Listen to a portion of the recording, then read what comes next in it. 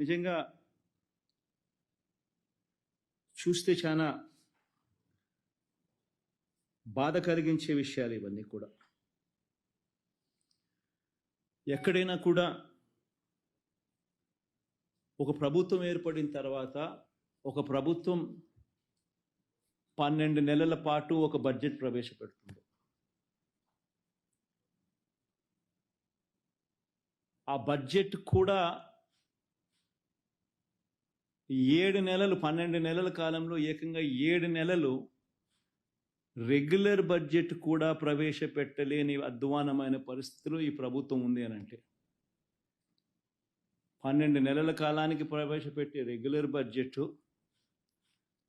ప్రవేశపెట్టాల్సింది పోయి ఆ 12 నెలల కాలానికి సంబంధించిన కాల వ్యవధిలో ఏకంగా 7 నెలలు ఓట్ ఆన్ అకౌంట్ బడ్జెట్ మాత్రమే ప్రవేశపెట్టే అధ్వానమైన పరిస్థితిలో ఈరోజు రాష్ట్రం ఉంది అని అంటే, రెగ్యులర్ బడ్జెట్ ప్రవేశపెట్టే ధైర్యం కూడా చంద్రబాబు నాయుడు గారికి లేదు అని అంటే, ఎంతటి దారుణమైన పాలన సాగుతా ఉంది అని చెప్పడానికి ఇదొక గొప్ప నిదర్శన. నిజంగా రెగ్యులర్ బడ్జెట్ అంటూ తాను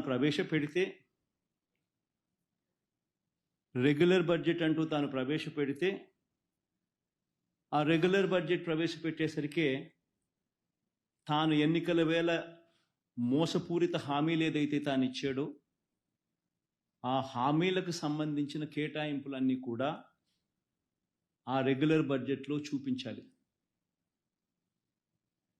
ఆ రెగ్యులర్ బడ్జెట్లో తాను సూపర్ 6 అంటూ సూపర్ 10 అంటూ తాను చేసిన ఆ మోసపూరిత హామీలకు సంబంధించిన కేటాయింపులు బడ్జెట్లో కనపడకపోతే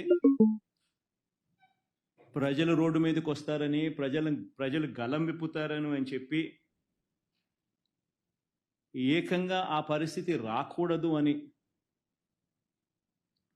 తాను రెగ్యులర్ బడ్జెట్ ప్రవేశపెడితే ఆ రెగ్యులర్ బడ్జెట్లో volume 6, volume 5 which talks about రాష్ట్రానికి సంబంధించిన అప్పులు ఎంత ఉన్నాయి, స్టేట్ గవర్నమెంట్కి సంబంధించిన గ్యారంటీ డెట్ ఎంత, ఇటువంటి అంశాలు కూడా ఆటోమేటిక్లీ మెన్షన్ చేయాల్సి వస్తుంది. ఒకవేళ మెన్షన్ చేస్తే తాను అబద్ధాలు చెప్తా ఉండేటివన్నీ కూడా ప్రజలకు తెలిసిపోతుంది అని, అది కూడా చేయలేని అని కూడా ఇంకొక కారణంతో ఏకంగా రెగ్యులర్ బడ్జెటే పెట్టకోకుండా చంద్రబాబు నాయుడు గారు దాటవేస్తా ఉన్నది. నిజంగా ఎవరైనా కూడా రెగ్యులర్ బడ్జెట్ ప్రవేశపెడితే పథకాలకు సంబంధించి, మేనిఫెస్టోకు సంబంధించి ఆయన ఇచ్చిన హామీలు ఏమిటి, ఆ హామీల మేరకు ప్రజలందరూ ఎదురు చూస్తూ ఉంటారు. ఆ పథకాలన్నీ అందులో ఉన్నాయా, ఆ పథకాల డబ్బులు మాకు వస్తాయి అని చెప్పి ఎదురు చూస్తూ ఉంటారు. అవన్నీ కూడా మోసపూరిత హామీలని ప్రజలకు తెలిసిపోతాయి అని రెగ్యులర్ బడ్జెట్ కూడా కనీసం పెట్టకుండా దాటవేస్తా ఉన్న ధోరణి. ప్రజలెవరూ రోడ్ల మీదకి రాకూడదు అని భయానక వాతావరణం,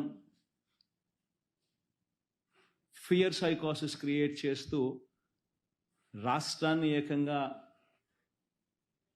అత్యాచారాలు, హత్యలు, కొట్టడాలు, ఆస్తుల ధ్వంసాలు, వీటి అన్నిటితో భయానక వాతావరణం క్రియేట్ చేస్తూ ఉన్నారు. నేను అడుగుతా ఉన్నాను ఒకటి, ఇలాంటి దారుణమైన పరిస్థితులు ఎలా ఉన్నాయి, ఎంత దారుణంగా ఉన్నాయి అని చెప్పి ఒకసారి గమనించాల్సిన అవసరం ఉంది.